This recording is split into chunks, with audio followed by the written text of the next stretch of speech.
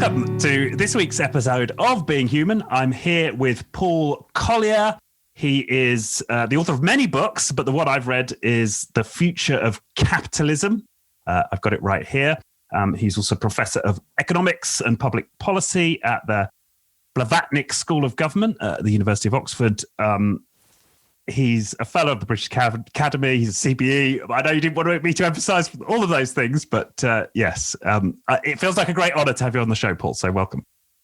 Thanks. I hate things that are a great honor. So just let's get down to business, eh? Right. Okay. All right. Let's get down to business. So this is a show. It's called Being Human. We do have a very strong focus on what you might call, management philosophy, organizational philosophy. And the more that we dive in, or certainly I find myself diving into that realm, you start to wonder, well, okay, it can't just be about what goes on in organizations. So let's sort of look at a level up and a level down, like what's around what I see as a consultant to organizations that contributes to the way in which organizations are run. And I guess, that brings us to the broader a question of, what is capitalism and how best do we do capitalism and organize our societies. So, this is just feels like it's been a great contribution to my broadening of my education, like around the topic of management, if you like. And so I hope that, in the course of this conversation, we can sort of broaden out, people's understanding of, what they see in organizations for those working within them right now. So the book is called, The Future of Capitalism, and you focus on, the current anxieties or the new anxieties. In fact, that's the chapter of one of your one of the chapters of the book. So I wonder if we should start there. Like, what's your assessment of the current anxieties that exist in our societies? Yeah, so I very much believe in capitalism. It's the only system over about 5,000 years of human civilization, which is actually proved capable of raising mass living standards, and indeed transforming them. So I believe in capitalism, but capitalism doesn't work just on autopilot. It'd be nice if it did, and that's the sort of fairy tale that some people tell themselves, that markets work and we just get government out of the way and everything will be fine. And that's just not right, unfortunately.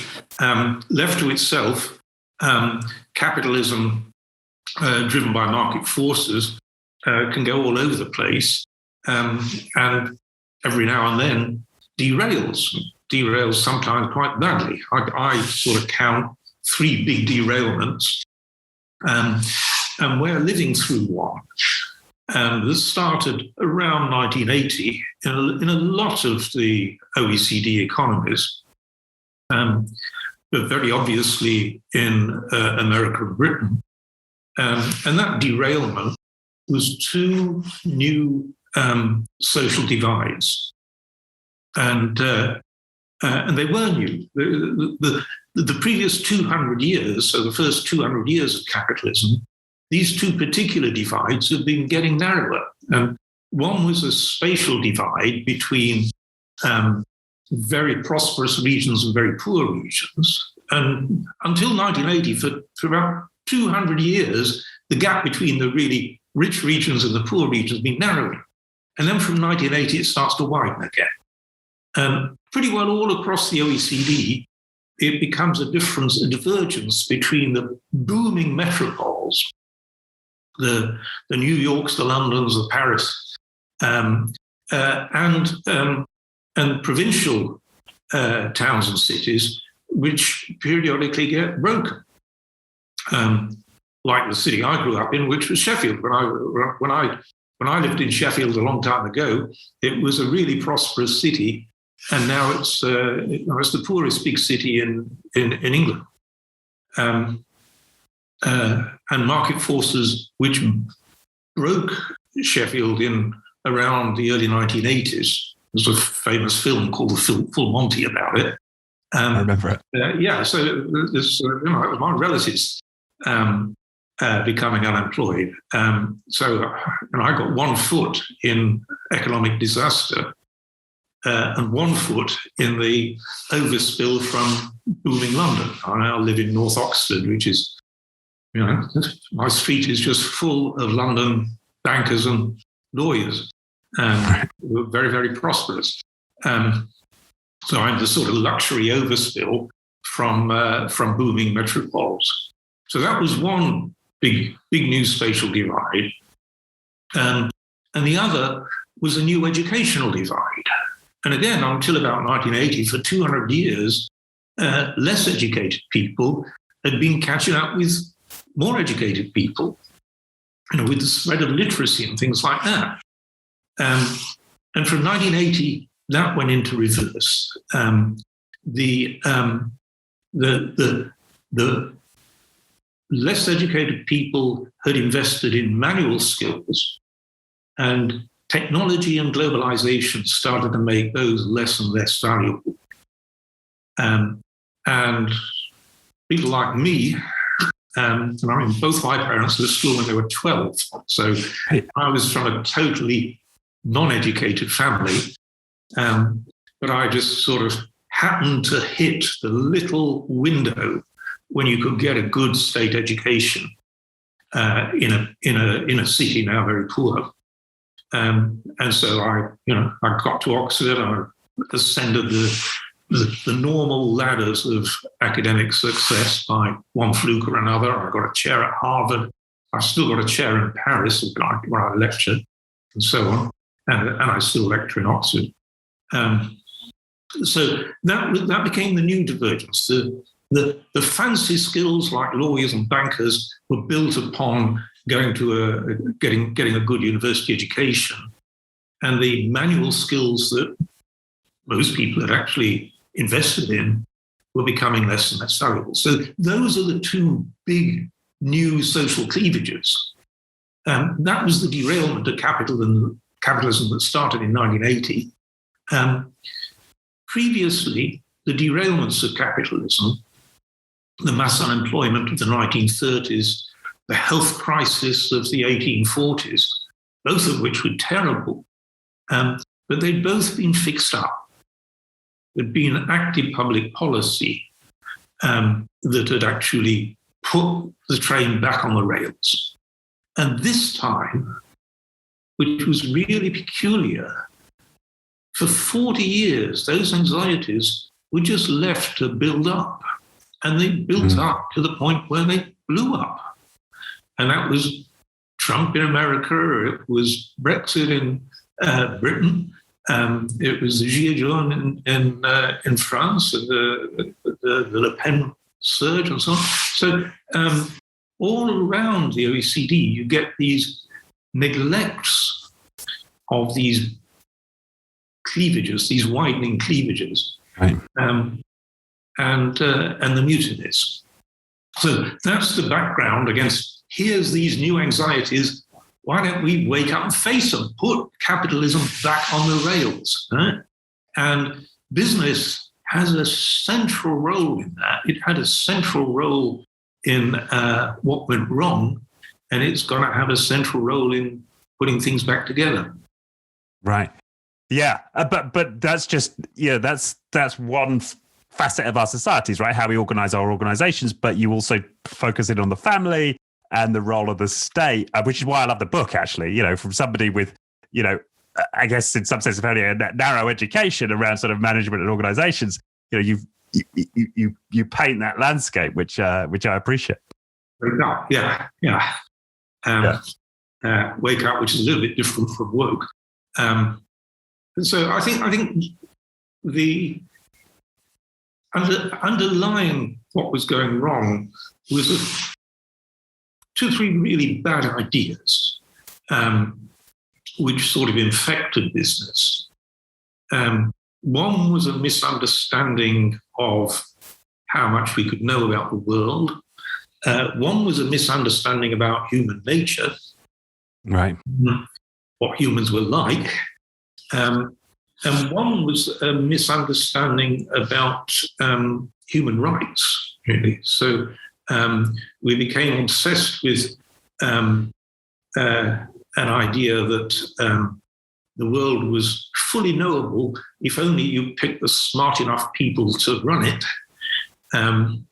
And that was the big knowledge misunderstanding, a failure to appreciate what's now called radical uncertainty. There was a belief, a sort of economics bought into a very crude depiction of evolutionary theory, which was kicking around in the 1950s, which was a sort of Darwinian survival of the fittest. And so economics sort of picked up a very bleak view of human nature, that we're just greedy, lazy, and selfish. And that turns out to be a complete travesty of what modern evolutionary biology is telling us. There's just a fundamental misunderstanding of human nature. And then the final one is this notion that rights can be divorced from obligations, so that individuals have rights and the state has obligations to fulfill them, and there's nothing else in sort of moral landscape. And all of these three ideas are terribly wrong-headed, but have now been exploded. The Future of Capitalism was, in one sense, quite a pioneering book, because it's anticipated a tidal wave of subsequent research, which I'll be trying to sort of pull in briefly. There are sort of three masterful books which came out after the Future of Capitalism, and each of which reinforces one part of it. Right. So that's to my mind, that's the sort of agenda.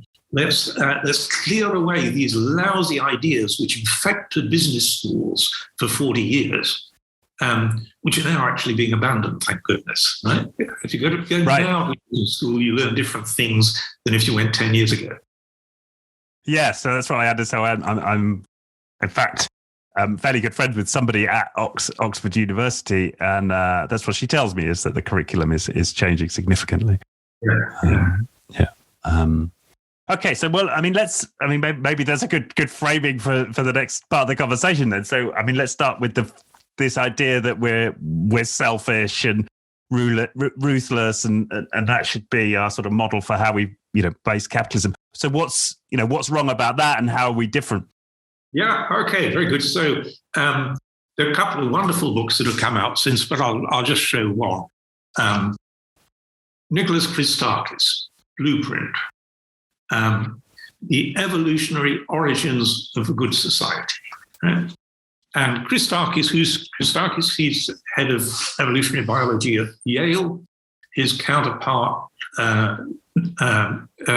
Joe Heinrich, at Harvard, head of evolutionary biology at Harvard, come out with a couple of wonderful books, and they all agree on the same thing, which is that, yeah, humans are mammals, but we're very, very unusual mammals. Yeah? Other mammals really, very largely, are just greedy, lazy, and selfish, as economics assumes. Right? Simple economics behavior embedded in a model. We're very greedy, right? Insatiable consumption demands. We're very lazy. Formally, work enters negatively into the utility function. We don't want to work. Work is a bad, which makes us very lazy. And we're incredibly selfish. There's just me. That's what I'm trying to maximize. I'm trying to maximize my utility. Right? That very well describes my cat, Grisou. She is absolutely greedy, lazy, and selfish, and not much else, really. If you don't believe me, ask the dog, right? So economics has built a very good working theory of a cat. I call it catus economicus. As a description of a human being, is a complete travesty. We are a mammal, and so we've got that element in us that's a bit greedy, a bit lazy, and a bit selfish. in the wrong environment, we can be dragged down to be little better than a cat, right?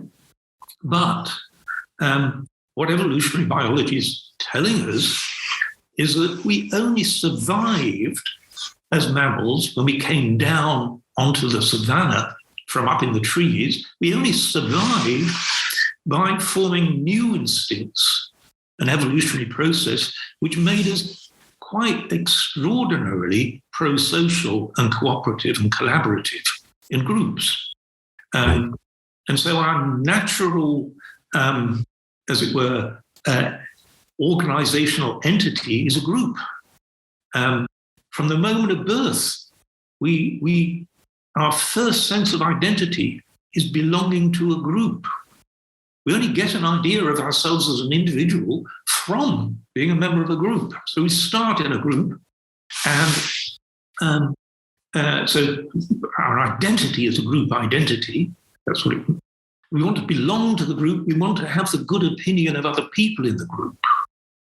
And to get that good opinion of other people in the group, we need to behave well to other members of the group. That creates a sort of tension between the things we would like to do for ourselves, catus economicus, and the things that we need to do in order to get the good opinion of the group, which is homo economicus. And so a genuine theory of the human being builds in this tension between our sense of moral obligation that's of mutuality, working with others in a group towards some common purpose. And humans are not really utility maximizers. We are goal-directed. We want to fulfill goals. And we have multiple goals depending upon which identity becomes salient. When I think of myself as a father, there's goals that I want to achieve as a father. What it means to be a good father. When I think of myself as a professor, there's goals I want to achieve as a good professor, right? And so on and so forth. So these are groups, the family, my workplace, and so on, all of which have these norms, group norms of what it is to behave well in the group. And it turns out that we take most of our decisions not using our individual smarts, but using the collective wisdom of the group. Why do we do that? Because it's smart.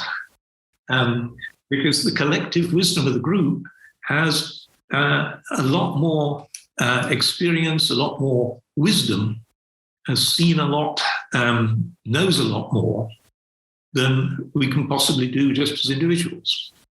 And so over the course of the last 300,000 years, our individual brain size has actually been shrinking.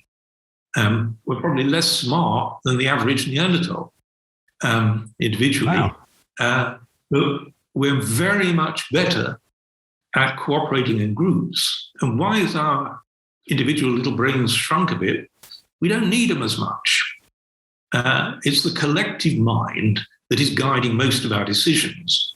And sometimes that's awful, but mostly it's very much better than we could do with our individual smarts. Right? So that's the starting point about human nature, where we're naturally designed, we're hardwired for building mutual obligations, mutuality, caring about each other. We're not saints. And trying to turn us into saints is a menace, because there's always that catus economicus in us.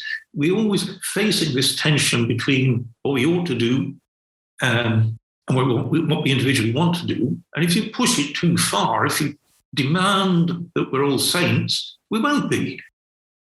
Some people will be posturing ostentatious, sanctimonious, aren't I a saint types, who are a bloody nuisance. So we need to pitch the bar at a level where most people can get over it, can actually meet the obligations of mutuality. that's a well-run society, and some countries have managed to build mutuality like that to an astonishing degree. Right? If you look around the most successful societies in the world on all these metrics of well-being and what have you, are the Nordics, Singapore, perhaps. Denmark and Norway are always sort of right up there in the top three on almost anything you care to measure. And Bhutan. Bhutan, yeah. So mutuality is a very powerful force, and it can reconcile mass prosperity with a lot of individual agency and enterprise, and that takes me, if you want to sort of move us on a bit, to this myth of the all-knowing chief executive, or the all-knowing commander-in-chief of a country, which was the sort of business model for years. All you need to do is get the super smart guy, put him in charge, and then his problem is how to run things, how to motivate others. And that's where, if you're motivating a load of catus economicus, I can tell you the only way to do it is cat food. And so, so chief executives were encouraged to build monitored incentives. You sit there on top of a bunch of lazy, greedy people who are less smart than you are. And so you put the cat food down just where you want them to perform, and you monitor, you scrutinize them like crazy to make sure that they do. That was the business model that came in, basically with Friedman. And economics contributed something called principal agent theory, which sort of said how much cat food you need to put down in order to get maximizing behavior. It turned out really an awful lot of cat food. So that was why bonuses and incentives exploded massively. Right? Yeah, well, there's one stat in the book which I appreciate about Deutsche Bank. They gave 71, I don't know which year this was, 71 billion in bonuses to their employees and only 19 billion to shareholders, right? Yes, that's right. I was staggered by that. I mean, I knew there was a bonus culture, but that really, that really hit. That's right.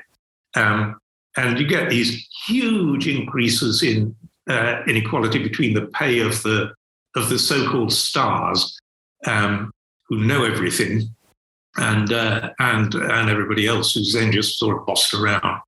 And what's exploded all that is this book. Yeah. Radical Uncertainty. Radical Uncertainty. I've just written a book with John Kay called Greed is Dead, which is not available in America yet. It's coming out in May 2022, believe it or not. But Americans resistant to that message, perhaps. The various reasons why the publisher wants to wait, but one of which is that the Future of Capitalism is still selling like crazy, so they don't want to spoil the party, as it were. As is the future, as is Radical Uncertainty. Both John and I have got. So it was John's idea that we actually write a book together, because he said, well, I can bring this concept of radical uncertainty to the table, and you can bring this concept of mutuality to the table, and that has proved a very, very sort of fertile meeting of minds. But the big point of radical uncertainty is that the world is so complex that it is unknowable, the modern world. And the reason it's so complex is that what's driving it fundamentally is human decisions, human behavior. And human behavior is driven by our minds, individual and collective, and our brains alone are by far the most complex organization in the entire universe. There's no entity in the whole universe, including the whole universe itself, other than the brain, which gets anywhere close to the complexity of the human brain. Right? We've been studying it in great detail for 100 years. We've very little idea how it works. It's not anything like a computer. We know that. This is a chemical process, right? And that's just an individual brain. But remember, our decisions are taken predominantly by the accumulation of our collective mind, which is a bunch of brains working together. So infinitely complex, completely beyond human power to predict. And so the idea that you just need to get a smart guy who fully understands how the world works is just a fundamental misconception. And once you step back and say, okay, we're living in a world that's too complex to understand fully, think of COVID, think of the global financial crisis, think of the .com, and so on. These are all episodes of massive radical uncertainty. And you say, well, okay, if we don't sort of know the model's just unknowable, what do we do? What do we do? Well, we run things very differently. We learn fast. How do we learn fast? We do experiments in parallel, and we learn from others. So let's explore that experiments in parallel. But how does a firm or a country do experiments in parallel? And the answer looks something like this. You need to establish some common purpose, some common objective. This is what we're trying to do. With COVID, we're trying to cut down deaths without sacrificing economic activity. That's kind of a fundamental decision problem. How do we do that? Don't know. Certainly in early 2020, we didn't know. What do you need? Variation, experiment. You try this, you try that. But around this common purpose, you need fairly rapidly to establish a common purpose. Now, you can then split those common purposes up, but the most elementary common purpose was try not to infect other people. We didn't know that COVID was spread from one person to another. Right? So a good model was to say, whatever else we do, let's try not to infect your neighbor, as it were. And we also knew that mortality rates were very different. I'm much more likely to die from COVID than you are. So it's important to protect me from you. You don't really need to be protected from me, anything like as much. So I need to stay out of the way of you so you can get on with your life. But you need to keep clear of me so that you don't bring your kids along to play with me so they inadvertently kill Granny, right? And so that wasn't very complicated. And a few good leaders of societies really understood that. I'm very impressed in Denmark by Mette Frederiksen. And Mette Frederiksen is an ordinary woman. She's a single mother, not a whole lot of education, but she understood that. And in particular, because she was an ordinary person, she was very trusted by ordinary Danes. And so when she said, look, this is what we need to do, people didn't say, oh, you say we, but you mean you don't know who we are. She was trusted. And so, in effect, she became the communicator in chief for Denmark. Yeah. She never claimed to be the commander in chief. But basically, she said, okay, here's what you need to do. If you're an old guy like Paul here, stay out of the way of Richard over there so that he can get on with his life and send his kids to school and so on. But Richard, don't bring your kids and kill Granddad, you know? So that was a responsibility that she was able to build. Here's a new common purpose. Right. And then you, in your context, work out how best to do that. But basically, try not to kill your neighbor, right? Protect your neighbor. And then in America, what was going on at the same time? But just to think on that, but that required not just the people trusting her, but her trusting the people. Absolutely. To act in their own context, as you say. So that's, that's it. She saw herself as communicator in chief, not commander in chief, not bossing them about, just communicating. And here's a new common purpose, which we don't really know how to achieve, but this is the responsibility. Try, whatever you do, don't affect other people. Does that mean not in groups more than 14 or so? No, it just means protect other people. Don't, So it's not a load of detailed top-down rules. It's a moral responsibility that everybody has towards each other. No? And then I go across to America, March 2020. What do I see? Queues, long queues outside gun shops. No?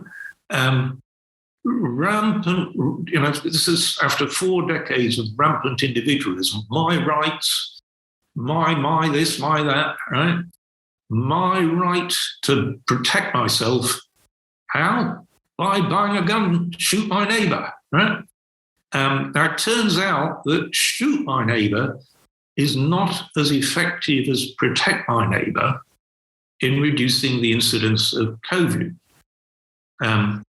And so that was a contrast between radical individualism and in America, 4 decades of it, whereas in Denmark, you'd had 4 decades of building mutuality, a sort of communitarian approach to we've all got responsibilities. We can only run this society if we all take responsibility for each other. So Denmark never got the first wave of COVID, never got the second. It did get caught a bit over Christmas with the third, got rid of it very fast, very fast. But it also had the lowest economic hit in Europe.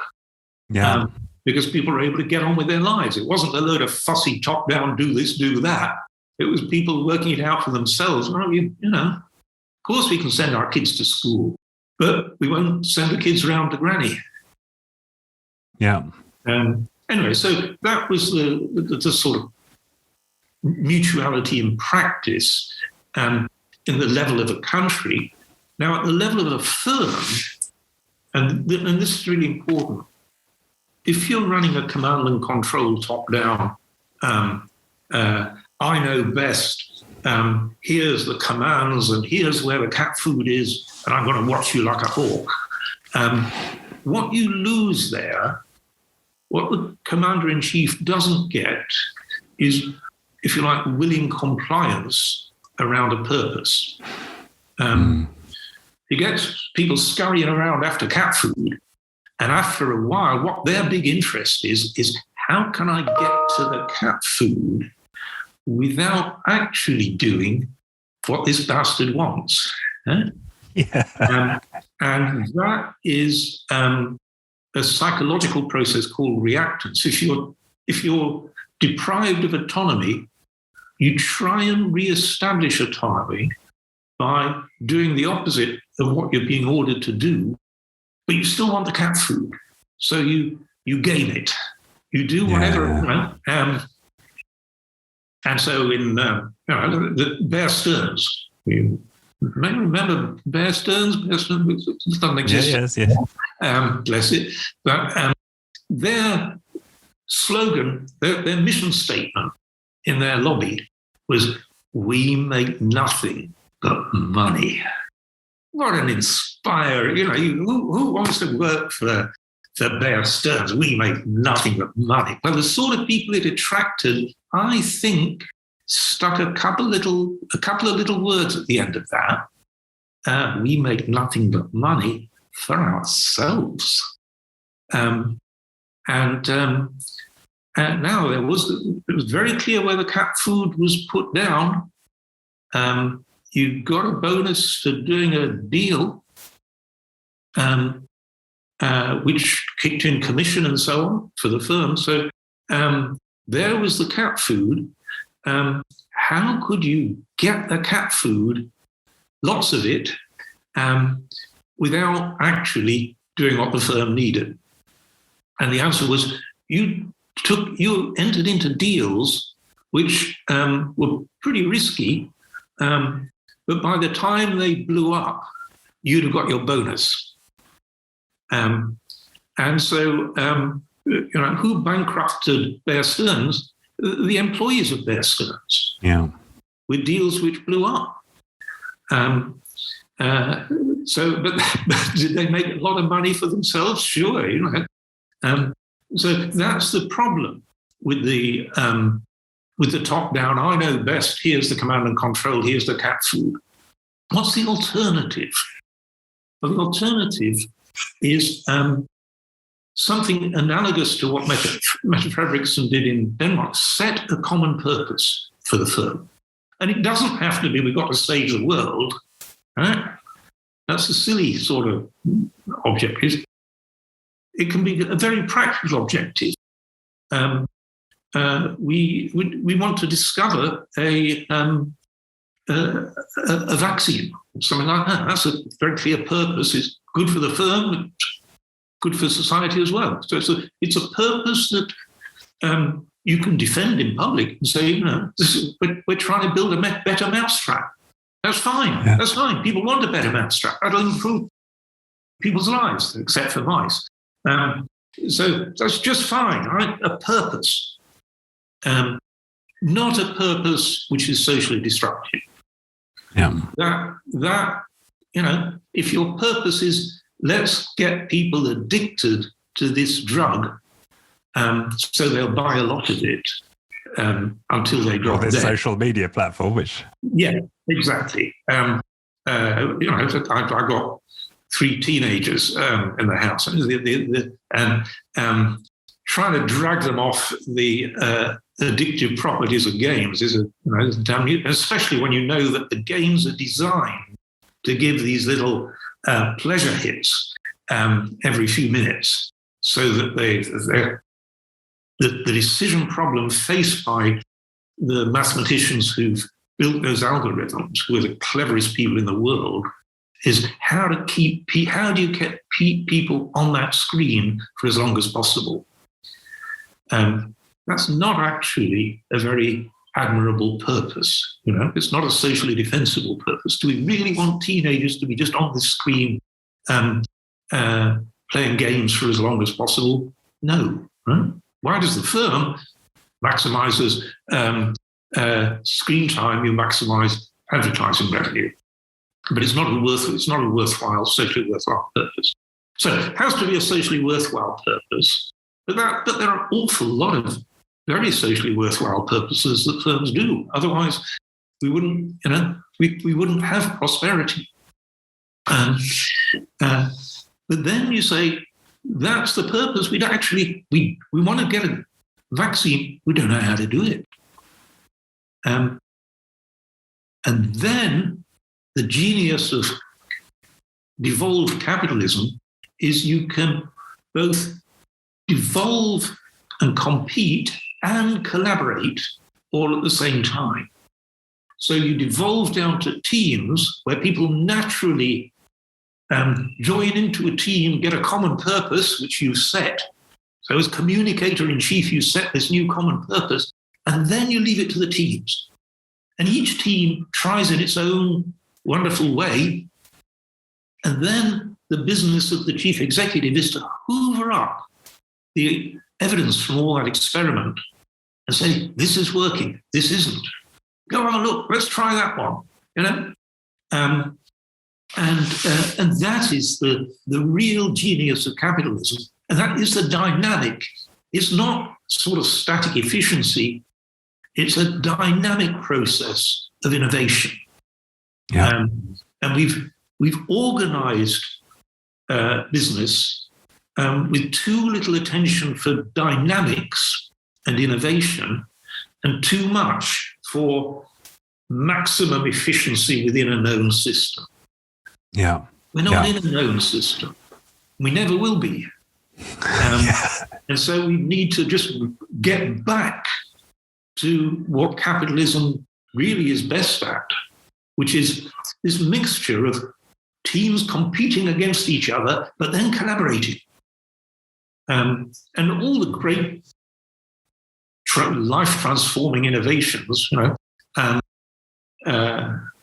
John Kay's favorite example is the Airbus, which, as he says, you know, nobody on earth knows how to make an Airbus. No chief executive. Airbus is a collaboration between a lot of firms, each one of which is itself a mass of individual teams. But it's a long-term collaboration based on trust. In the Future of Capitalism, I've got the example of how Toyota bankrupted General Motors, which is a sort of fascinating story worked out. I learned it from Rebecca Henderson at Harvard Business School, you know, and the genius of Toyota was not some great technological innovation. It was a different management system which enabled them to devolve agency to little teams on the production line. So that Toyota's only competitive advantage over General Motors was that the workforce bought in to the company's objective, which was let's build a fault-free car.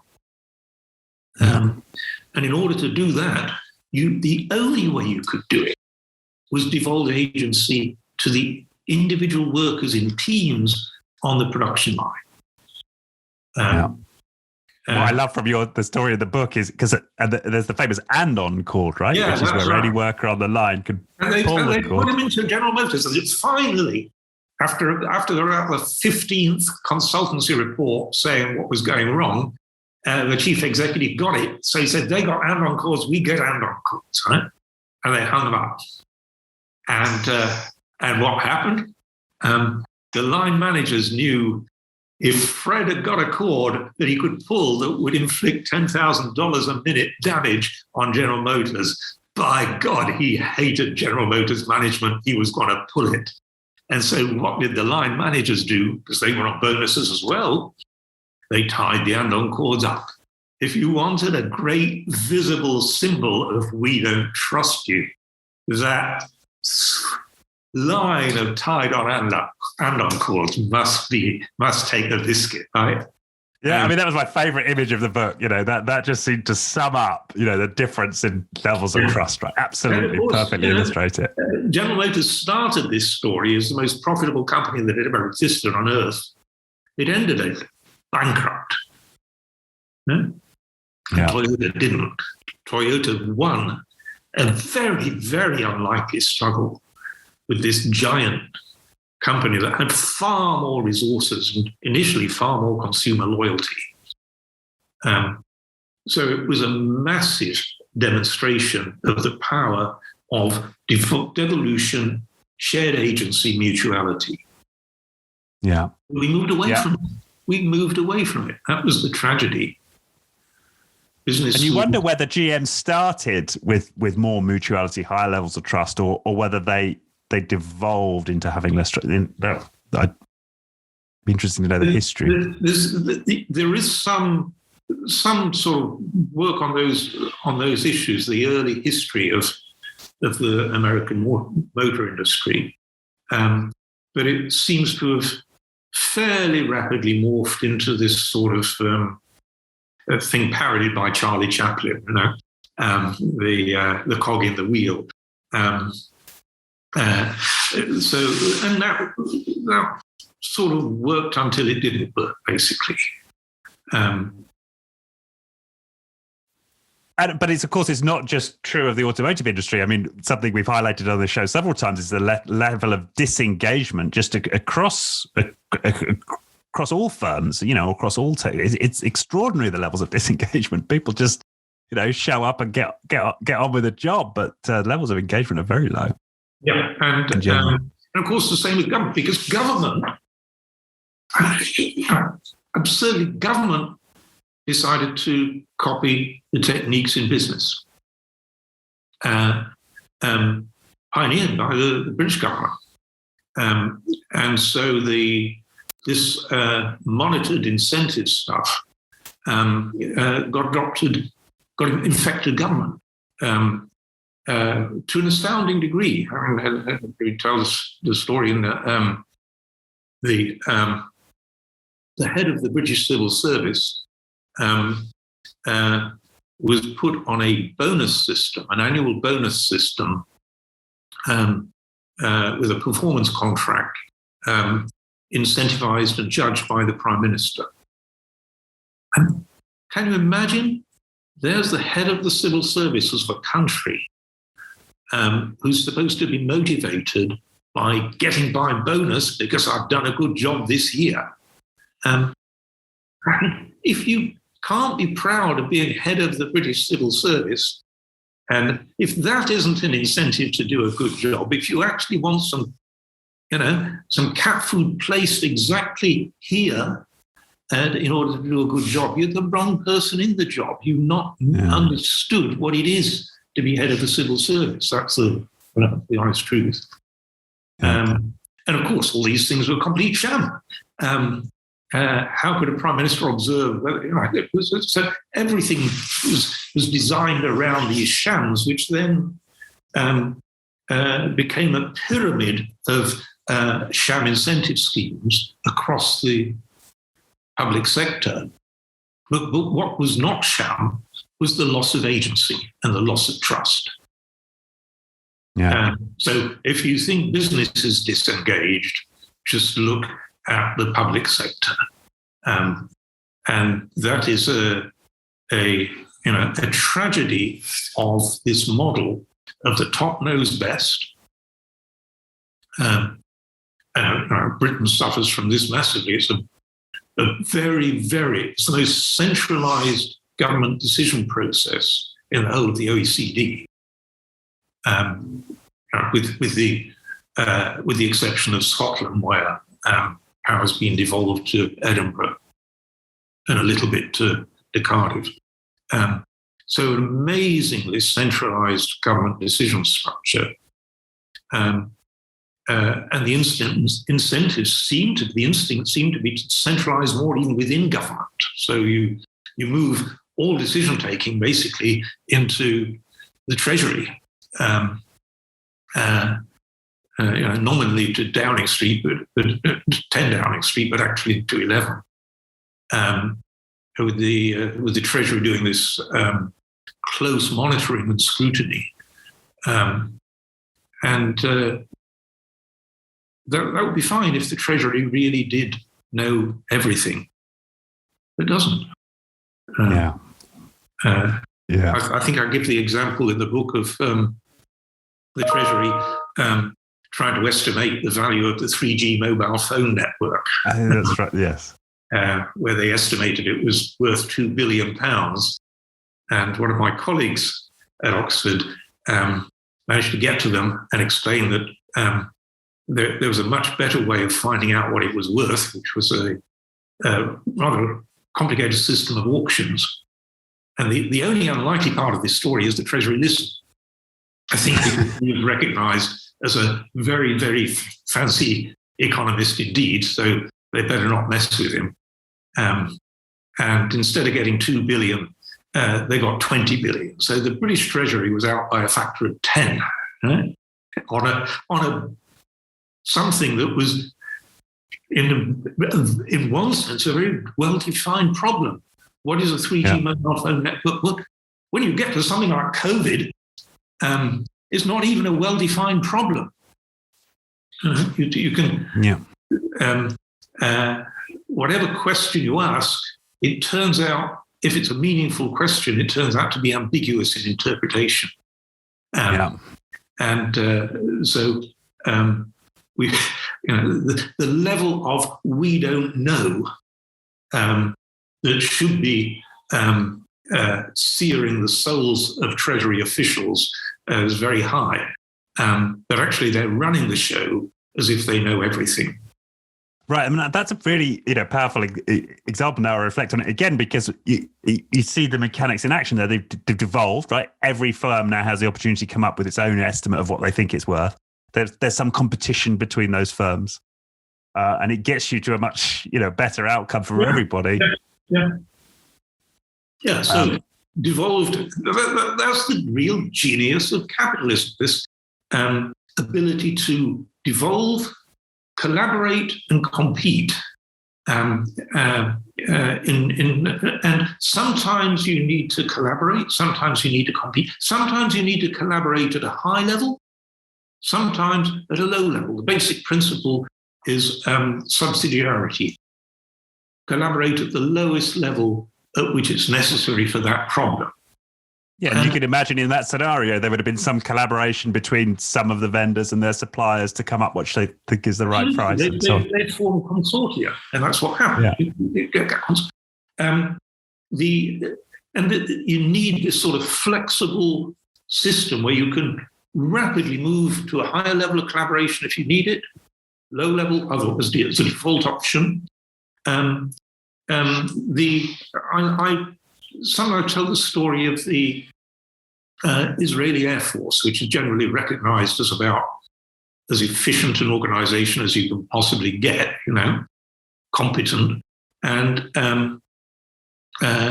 they have a system. Now, it's a military hierarchy, and so there is a hierarchy. All militaries run with a much more clear hierarchical structure than is appropriate for most decision-taking. But even in the Israeli Air Force, where you've got a clear hierarchy, that hierarchy is suspended during combat. Why? Because context matters. At any, if you've got 5 pilots flying in a conflict, one will be in a better position to see what's going on than any of the others.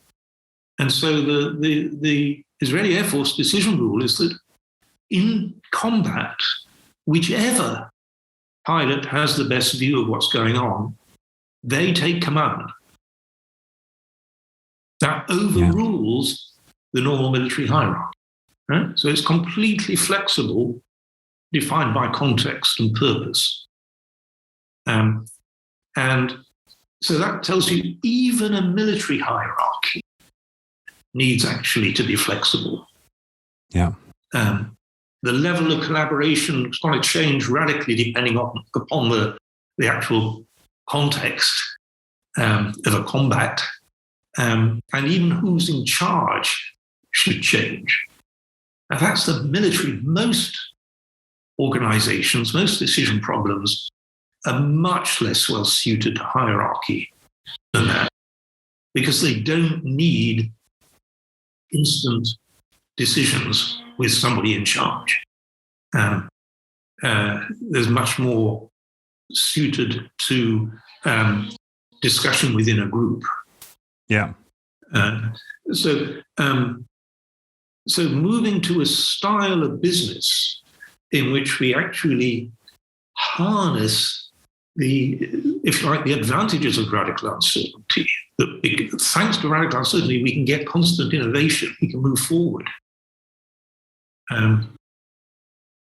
Yeah, and that's something that's not emphasized enough, right? We consider uncertainty, as this thing to fear at some level, right? But this, flipping it and saying, no, that's the source of, our opportunity. There's some fascinating research going on in very, very hard science. My next-door neighbor is a world-famous professor of nanotechnology and quantum. So what's going on in hard science is a recognition that actually noise is advantageous. Noise speeds the process of learning. If there's no noise in a system, you can't learn. And so if you want a dynamic process of improvement, which is what all human existence is about, you actually need quite a lot of noise, which is the uncertainty. And so uncertainty is a blessing. It produces the ambiguity, and the need to search and experiment, and the ability to learn from improvements. So no noise, no learning. You're just stuck in whatever condition you're in, which was true of humanity for a long time. We got stuck. And it was true of some firms. General Motors, they got stuck. Right?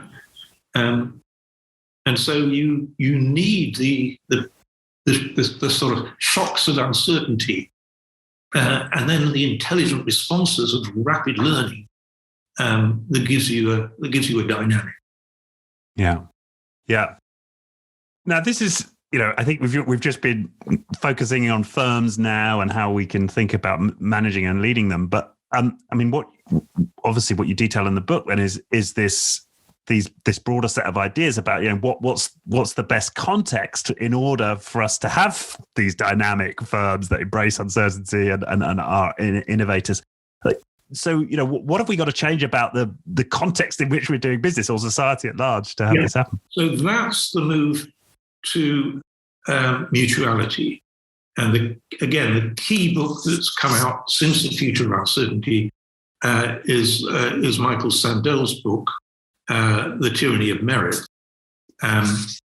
which is a devastating critique of Rawls' concept of distributive justice, I think, which is where basically in a meritocracy there are people who are capable of taking decisions and doing things, and the people who are just passive, they don't have agency. Your obligation in distributive justice is to be kind to them. So there's the productive generous who nobly give universal basic income or whatever to the unproductive useless. And that asymmetric agency, the able have the agency, and they are the saints because they are generous. This is distributive justice. That's distributive idea. Justice. And the useless, their role is really just to be grateful and enjoy the consumption. What are we? Well, we're greedy, lazy, selfish cats. And so we just lie there and consume. Oh, great. Thank you for feeding me. Meow. That isn't a very satisfactory world at all. And it's the world which produced, it's a very arrogant world in which the saintly productive do things to and for other people. Just as I feed my cat. And that is just no good at all because it doesn't acknowledge everybody is entitled to agency. Indeed, I'd argue that it's basically fundamentally inimical to the principles of democracy. It's the sort of society that, in a way, China can get away with. The idea that the party knows best. Right. The party knows best is kind of the equivalent of we the meritorious know best. But then China doesn't pretend to espouse the principles of democracy and mutual agency. It's actually a critique of mutual agency. It says much too dangerous to have mutual agency. You just get disorder. Right? So the meritocrats are really stuck because, in the end, within the OECD, they very largely believe in democracy and the principles, but they're stuck in this bizarre world of where we are entitled to, we deserve our agency, and it's better. It's a better. I mean, Rawls' world, in many ways, this Maximin principle, it's better for you not to have the power of decision, you silly people, because we know what's best for you. Right. Very much an attitude that you still hear, incidentally, amongst the insider class, that we know best for the outsider class what is best for them. And so in their own interests, they should let us run things. No? Well, you hear that a lot in the sort of elite critique, people voting against their self-interest, right? You hear that quite a lot. That's you heard right. that in the Brexit debate. People, I can't understand why these people have voted against their self-interest. That's right, because they're too stupid. And so the we know best exists in that world where we, the insiders, understand how the world works, and you, the outsiders, don't. And that's why we deserve agency. But fortunately, we're generous. And so you're lucky that we are saints, Your role is to be grateful and, as I say, lie back and be a happy cat. That is fundamentally ethically flawed. And that's what Michael Sandel's Tyranny of Merit points out. So he comes up with this concept of contributed justice, in which everybody has an obligation to contribute to the whole. And as I argue in the Future of Capitalism, it's by meeting our obligations that support the rights that we have. We can't have a successful structure in which all the obligations are landed on the door of a state, which then runs the system by this putting cat food down and ordering people about. That's the world we built over the last 40 years. It doesn't work. It can't work because we don't know the world. It's a travesty of how humans behave, and we're naturally inclined, and what does work, therefore, is this mutuality, where we've all got a duty to contribute and all get a sense of fulfillment and purpose by being able to contribute. Right. Of course, we've built over the last 40 years a society in which it's very hard for some people to contribute. They're just not equipped to contribute.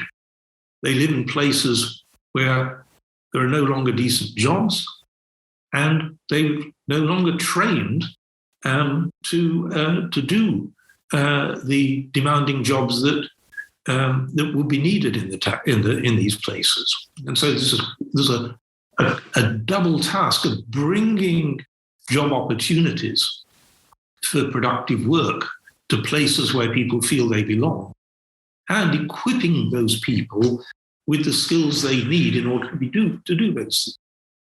So there's a place-based focus on bringing clusters of jobs that require skills. That's one package of policies that need to work. You can loosely think of as levelling up. And then another set of policies, which is equipping people with the skills they need, which you can loosely think of as the whole training agenda beyond just going to university. Right. Half the population of Britain doesn't go to university and doesn't want to. The idea that the only route to success is go to university is a crazy, again, it's a travesty. The most successful high-skilled country in Europe is Switzerland. And Switzerland is not, a Marxist paradise by any stretch. It's not. It's very much a capitalist society, Switzerland, but it's got devolved agency at the local level and mutuality at the local level, in which firms collaborate with colleges of training to equip the young people in that town or city to do the skilled work that the firms anticipate will be needed. Yeah, and I love the story of your German au pair in the book. Yeah, that's right. I mean, she chose not to go to university. She got an offer of university, but she chose not to, and is now highly qualified, speaks fluent English, fluent Spanish, and knows everything about valves, which is the firm she's working for. And she's in the business of marketing valves. And she's probably competing with some British firm that makes valves. And who's the British firm got that's equipped to compete with her? I dread to think, Right. And so that's the sort of saga of building a structure in which people can live in their hometown. Lena was from a small town in northern Germany. So you can stay where you feel you belong, but acquire a set of skills which enable you to work for a world-beating firm in that town. Now, the town doesn't need every firm in the town to be world-beating. It needs enough people to be employed with that level of earning capacity that they can compete at the world level, that then raises the demand for all the other goods and services in the town. And so the town can have mass prosperity with most people not doing the jobs that are competing at a world level. So you don't have to fixate on that, but you have to make sure that every region of a country has at least one place, and preferably several, that can compete at the world level. Yeah, and there you've got that mutuality again, because you describe how the local polytechnic, which of course we've lost in the UK, or technical college, co-creates with the local firms, curricula, that suit the needs of the industry. And it has to be mutuality, because if you leave it just to an individual firm, the incentive for that individual firm is to poach. Why waste money training when you can poach a trained worker either from another firm in the locality or from Poland or wherever, Yeah. So that was the British model, just poach. I mean, the most disgraceful was not what firms did, it was what the British government did itself, which was we got 18 of the top 100 universities on earth in terms of research calendar. 18 of the top 100. No other country has got that density of world-class research universities. So one of the things that our 18 universities, world-class research universities, very good at, is medicine.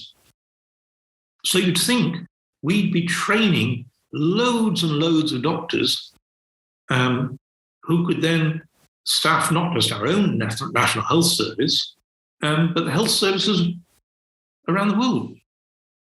Instead, the training in British universities has been limited by the Treasury for decades, because training a doctor is quite expensive, costs about £60,000. So why do it? Why do it? Let's take them from Sudan. Right? Sudan spends public money training doctors at its university, University of Khartoum, which is not one of the top 100.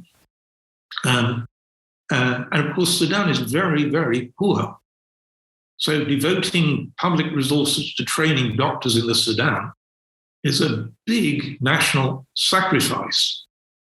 Well, there are more Sudanese doctors working in London than in the whole of Sudan. Well, that really is a travesty, isn't it? I mean, some of them are not even working as doctors; they're driving taxis or something. But And I work with the government of Ghana. The government of Ghana has to train 2 doctors for everyone it can keep, because Britain is training half the doctors for everyone it needs. So the doctors trained in Ghana at Ghana government's expense are then lured into Britain. And that is a deliberate policy of the British Treasury to save money. Of course, it's a very short-term strategy. I regard it as a deeply, deeply unethical. We have all this posturing about our aid budget when actually we're ransacking countries of the skilled resource they desperately need. So it's not just that firms have this individual temptation to poach skilled people from other firms. The British government's doing it, poaching from other governments. Yeah. And that's been explicit Treasury policy. I mean, how this can be allowed to persist as a even remotely ethical purpose, I cannot fathom. Right? But that's what it is. And the reason is every year the British Treasury says, well, this year we're very short of money. And so let's squeeze it a little bit more. So the number of doctors we train relative to what we need has been going down and down and down. 2018 was the first year where we actually trained less than half the doctors we needed. And it's getting worse. It's just shameful. And I would guess that's true in other professions. Yes, yeah. So this is what individual maximization does, whether it's in the private sector or the public sector. If you don't have some ethical purpose. Now, as I say, it doesn't have to be incredibly noble. You don't have to be a bleeding-hearted saint to believe that it's not a very ethical strategy to poach a poor country of its doctors. It doesn't seem a very ethically demanding level. It's not pitching the bar at an impossibly high level. It's just saying behave decently. And once the question's framed like that, people both in firms, in a city, and in government would behave decently. It's just that in Britain, it's not been framed like that. The discourse has been completely different. And it's that discourse which is what books like The Future of Capitalism have been trying to challenge, really. Right. But I guess the context, again, for creating this common purpose, communicating a common purpose, you looked at Denmark, right? We're a relatively homogenous culture, long history.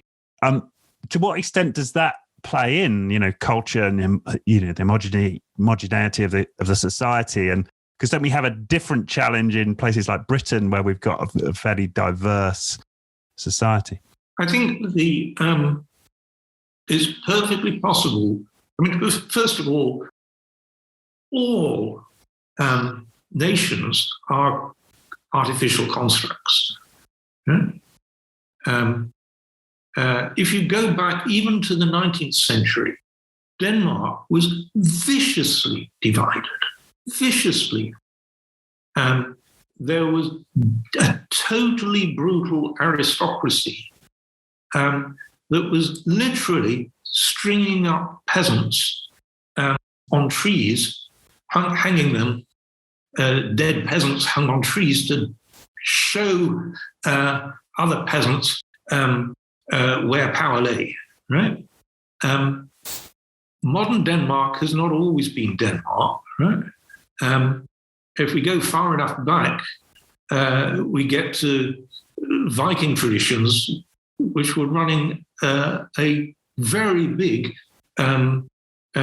slave trade, in which the Britons were being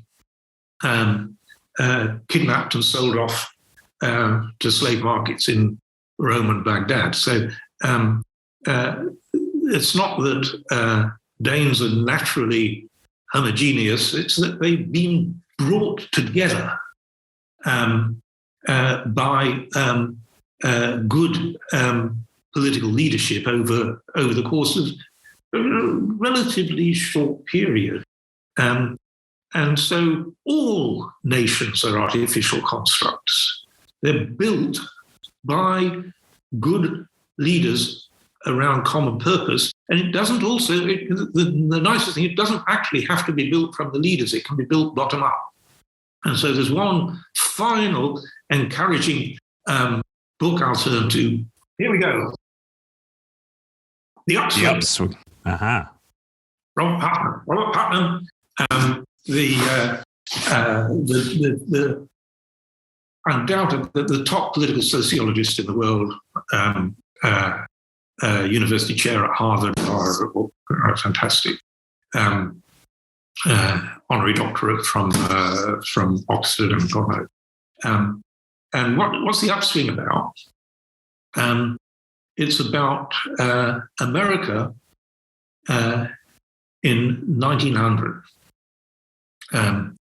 Looks quite a tease. It starts with a description of America, and you say, yeah, I know, it's bloody awful. People are very, very selfish. And it goes on like this for 7 pages, and you say, yeah, sure, that we know that. And he says, I'm describing America in the year 1900, not 2020. And so he does all sorts of measures of selfishness, including a very comic one of just how many times in books and things is the word me used relative to the word we. Right. And sure enough, in 1900 in America, it's a me society, as is America in 2021, a very me society.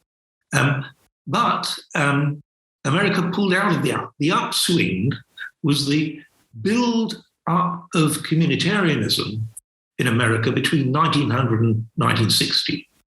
And there was a huge cultural move towards community, which was a bottom-up process happening in individual towns and cities where people came together around some very practical purpose, like get kids into school.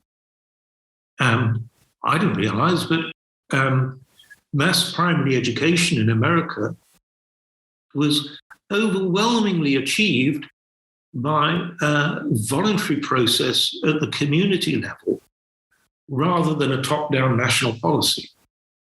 So it was a coming together across political divides around very practical, pragmatic purposes like get kids into school or make our towns safe from cholera. very practical purposes where people came together across political divides, ethnic divides, what have you. Of course, not across the big racial divide, black, white in America. That wasn't tackled. So America by 1960 was far from perfect. Well, it's far from perfect now. But it was able to do a lot over that 60 years by coming together. And the very encouraging message is it doesn't even have to be done top down. There were some good political leaders, like Theodore Roosevelt, who was a Republican leader who basically switched, who left the Republican Party.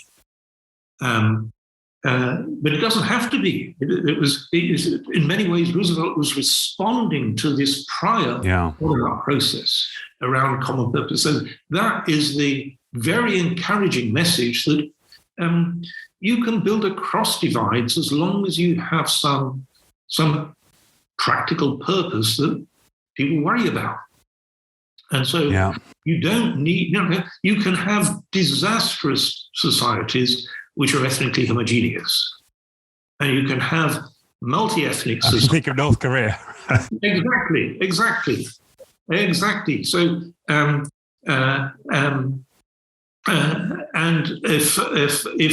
if all you needed was small societies, the continent where I work most, Africa, would be great. If you want small societies with powerful leaders, Africa in the 1960s, 70s, 80s, 90s abounded with small societies with powerful leaders. It was completely disastrous, right? So what you need is this combination of coming together around practical agendas and learning to trust each other by working in a team around a purpose. That's what the process was that Putnam identifies, together with good leaders like Theodore Roosevelt or Milton Frederickson, who tries to sort of set a narrative which guides common purposes, and then leaves agency to evolve. And so common ethnicity doesn't get you where you need to be unless you've got this coming together. And you can come together across diverse ethnic boundaries. And in some sense, diversity is a plus because it gives you different perspectives, different priors, which are quite helpful in tackling radical uncertainty, where you really don't know what to do in a situation. Having people come from rather different perspectives, saying, what about this, what about that? That can be quite helpful.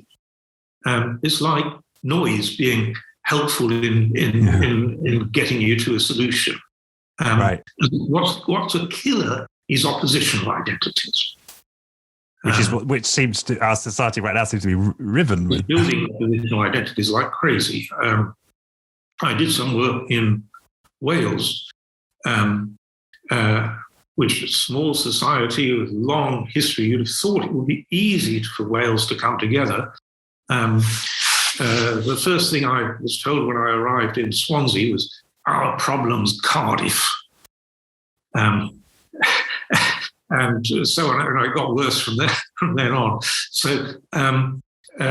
So even sort of pretty homogeneous societies in small entities can contrive to see oppositional identities everywhere. But it doesn't have to be like that. Yeah. And then I suppose it brings me to the question of how do we find these common purposes? Like, what's the process for us discovering them and sort of building them? Yes.